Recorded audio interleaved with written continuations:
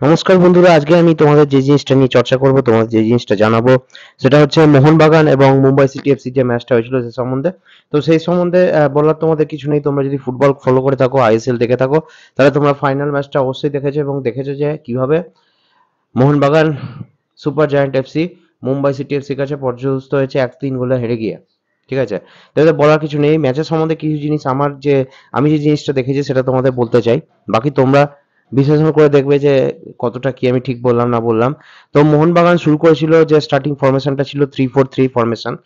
তিনজনকে স্ট্রাইকারে রেখে, চারজনকে মিডফিল্ডে রেখে, তিনজনকে স্টপারে রেখেছিল। কিন্তু এই যে তারা যে এই প্রসেসে খেলছিল, এই প্রসেসে কিন্তু খেললেও যে প্রসেসে খেলুক না কেন, তোমাদের একটা কোঅর্ডিনেশন থাকা দরকার ম্যাচ জিততে গেলে। সেই কোঅর্ডিনেশনটা কিন্তু কোনো প্লেয়ারদের মধ্যেই লক্ষ্য করা যায়নি। বিশেষ করে যারা কিছু কিছু প্লেয়ারের নাম বলবো, তারা কিন্তু খুবই বাজে পারফরমেন্স করেছে। তারা কিন্তু বল ক্লিয়ার করতে পারেনি। যেরকম সব থেকে প্রথমে বলি আনোয়ার আলীর কথা। এই ছেলেটি কিন্তু আন্ডার 17 ওয়ার্ল্ড কাপে 2017 সালে ইন্ডিয়ার হয়ে খেলেছিল। ঠিক আছে, কিন্তু তারপরে এর হার্টে কিছু সমস্যা থাকায় একে ডাক্তার বলেছিল যে তোমাকে আর খেলতে হবে না, তুমি ফুটবলে ইতি করে দাও। এ দিল্লি এফসিতে কিছু স্থানীয় ক্লাবে কিছুদিন খেলার পরে, অনেকদিন খেলা ছেড়ে দেওয়ার পরে 2-3 বছর পরে আবার যখন ফিরলো, তো ঢুকলো একদম পুরো মোহনবাগান সুপার জায়ান্টেই। ঠিক আছে, এই ছেলেটি কিন্তু ভালো, সেই 2017 সালে আমি ওয়ার্ল্ড কাপে যে পারফরমেন্সটা দেখেছিলাম, সেই পারফরমেন্স কিন্তু থ্রু আউট দ্য টুর্নামেন্টের আমি কিন্তু দেখতে পাইনি। এর খেলা কিন্তু আমার খুব একটা ভালো লাগেনি। তো ফাইনালেও আমি দেখলাম অনেক স্পেশালি যে ক্লিয়ারেন্স এর সাইড থেকে যে অ্যাটাক গুলো আসছিল, কিন্তু খুব একটা ক্লিয়ার করতে পারছিল না স্বচ্ছন্দে। ঠিক আছে, ওদিকে সুভাশিস আর ইউসতে লড়ে যাচ্ছিল, বাট এই ছেলেটি কিন্তু ক্লিয়ার করতে পারছিল না। আর আমার পার্সোনালি মনে হয় যদি এএফসি চ্যাম্পিয়ন্স লিগ 2 তে খেলতে যায়, যে দল গঠন নিয়ে আমি পরে আলোচনা করব নেক্সট কোনো ভিডিওতে, বাট এটা তোমাদের জানিয়ে রাখা ভালো যে আহ, মোহনবাগানের যেটা উচিত, সুপার জায়ান্টের যেটা উচিত, সেটা 2-4-4 এই ফরমেশনে খেলা উচিত। 3-4-3 ফরমেশনে একদমই খেলা উচিত না। অন্তত চারজনকে ডিফেন্সে নেওয়া উচিত। ঠিক আছে, আর কিছু এরকম আনাড়ি প্লেয়ার রয়েছে, যেরকম এই আনোয়ার আলী বলে ছেলেটি কিন্তু ভালো বল ক্লিয়ার করতে পারছিল না ফাইনালে। এই খেলা কিন্তু আমার খুব একটা ভালো লাগেনি। আর একজনের কথা বলবো, মনবীর সিং। এর দোষে কিন্তু ফার্স্ট গোলটা মোহনবাগান খেলে, এবং এই যে ছেলেটি আছে, এই ছেলেটি কিন্তু অনেকদিন ধরে ন্যাশনাল টিমেও চান্স পাচ্ছে, কিন্তু পারফরমেন্স সেরকম ভালো করতে পারছে না। তো একে নেওয়ার কি, রাখার কি যুক্তি আমি জানি না। অবশ্য মোহনবাগানের যে যদি আমরা ন্যাশনাল টিমের কথা বলি, স্কোয়াডে কিন্তু অনেকেই খেলছে না। যেরকম আশিক কুনিয়া নেই, সাহিল আব্দুল সামাদ ফিট হয়েছে কিন্তু এখনো পুরোপুরি সুস্থ হয়ে ওঠেনি। তো অনিরুদ্ধ থাপাকে দেখলাম, এই ছেলেটিকে কিন্তু ভালো লাগেনি। এই ছেলেটি কিন্তু এআইএফএফ এলিট একাডেমি প্রোডাক্ট, যেটা কিন্তু বেস্ট একাডেমি বলা হতো 2010 সাল থেকে 2019 সালের পর্যন্ত। ঠিক আছে, কিন্তু এই ছেলেটি কিন্তু ফাইনালে ভালো পারফরমেন্স করতে পারেনি। অন্যান্য যা সেমিফাইনাল পর্যন্ত এই ছেলেটি ভালো খেলেছিল, বাট ফাইনালে কিন্তু এই ছেলেটি মিডফিল্ডে ভালো খেলতে পারেনি। আরেকজন যে মিডফিল্ডে যে ছেলেটি ছিল, সেটার নাম হচ্ছে কোলাসো, লিস্টন কোলাসো, উইংসে খেলে। এই ছেলেটি থ্রু আউট দ্য টুর্নামেন্টে খুব ভালো খেলেছে, অনেক পাস, থ্রু থ্রু বল বাড়িয়েছে, এবং ফাইনালেও ব্যতিক্রম ছিল না। কিন্তু এই ছেলেটি বল খুব কমই পেয়েছে, এবং যা বল পেয়েছে কিন্তু থ্রু বল করেছে।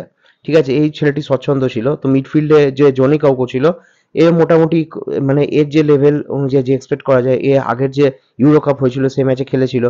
তো এই তারপরে কিছুদিন আগে শুনেছিলাম যে এর চোট লেগেছে এবং সে ফিরে গিয়েছিল নিজের দেশে, ট্রিটমেন্ট করে এসেছে। আগে যে ফর্মে ছিল সেই ফর্মে কিন্তু এ এখনো ফিরতে পারেনি। এবং এই হচ্ছে মিডফিল্ডের অবস্থা।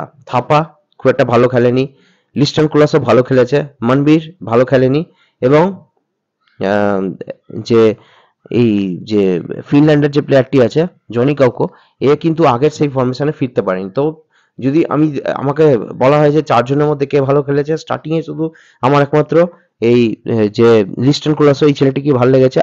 আর কিন্তু কেউ সেরকম ভালো পারফরমেন্স করতে পারেনি। ঠিক আছে, এবার যদি আমরা বলি যে ফরওয়ার্ড লাইনের কথা, ফরওয়ার্ড লাইন কিন্তু খুবই ভালো খেলেছে। ফরওয়ার্ড লাইনে দিমিত্রি পেত্রাতস এবং যে আহ, যে আরেকজন যে ছিল অস্ট্রেলিয়ান যে প্লেয়ার, এই দুজনেই কিন্তু আহ, দিমিত্রি পেত্রাতস এবং জেসন কুমিংস, এই দুজনে কিন্তু অস্ট্রেলিয়ার ন্যাশনাল টিমে রিপ্রেজেন্ট করেছে।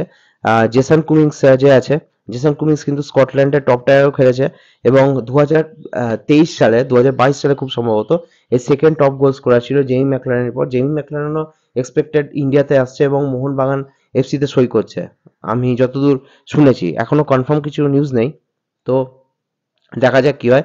বাট এই যে দুজন আছে এই দুজন কিন্তু খুব ফাইনালেও খুব ভালো পারফরমেন্স করেছে। এদের যে মেন সমস্যা ছিল, এদের মিডফিল্ড থেকে কেউ বল সাপ্লাই করার কোনো প্লেয়ার ছিল না সেরকম। সেজন্য এরা কিন্তু গোল করতে পারেনি কিংবা কনভার্ট করতে পারেনি। যেহেতু মিডফিল্ডে একদম প্লেয়াররা খেলতে পারেনি, নিজেদের মধ্যে কোঅর্ডিনেশন ছিল না, শর্ট পাস দুটো বেশি করতে পারছিল না, মিস পাস বেশি করছিল, বল ক্লিয়ার করতে পারছিল না ডিফেন্স থেকে।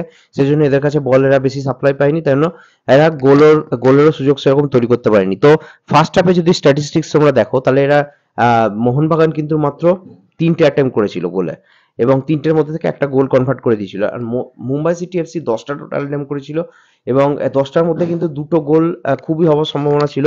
দুটোই কিন্তু চাংটে মেরেছিল। চাংটের দুটো গোল, দুটো গোলের একটা গোল আপার যে বার আছে সেখানে লেগে ফিরে যায়, এবং একটা সাইড বার লেগে ফিরে যায়। নয়তো নয়তো কিন্তু ফার্স্ট হাফেই মুম্বাই সিটি এফসি ম্যাচ শেষ করে দিতে পারতো, এবং ম্যাচ শেষে আমরা দেখতাম 1-5 এ হেরে গেছে। ঠিক আছে? তো ফার্স্ট হাফটা কোনো মতে একটা মানে কি বলবো, একটা হঠাৎ বল পেয়ে গেছিল দিমিত্রি পেত্রাতস।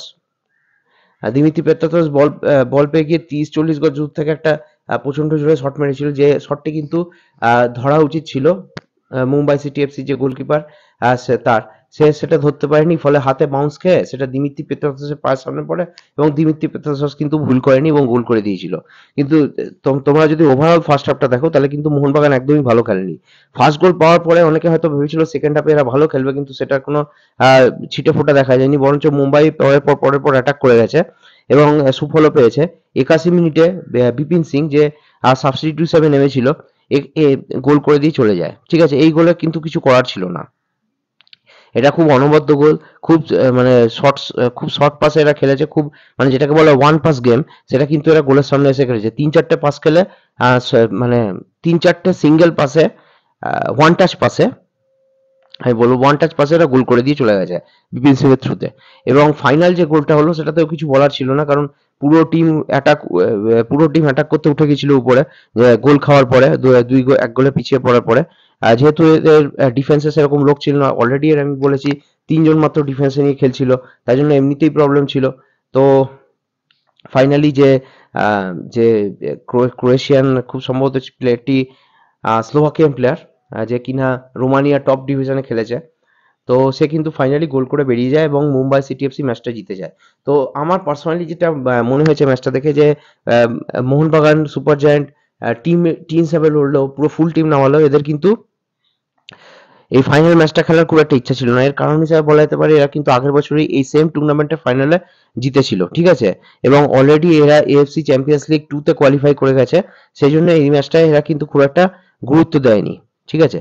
তো এই ভিডিওটা আমি এখানেই শেষ করছি। আমার যেটা মনে হয়েছে এই ম্যাচ দেখে আমি তোমাদের বললাম। নেক্সট ভিডিওতে আমি বলবো এএফসি চ্যাম্পিয়ন্স লিগে এদের দল যদি এরা গঠন করে, মানে 6জন ফরেনার তো খেলানো যায়, কোন কোন ফরেনাররা কোন পজিশন ইউজ করতে পারে।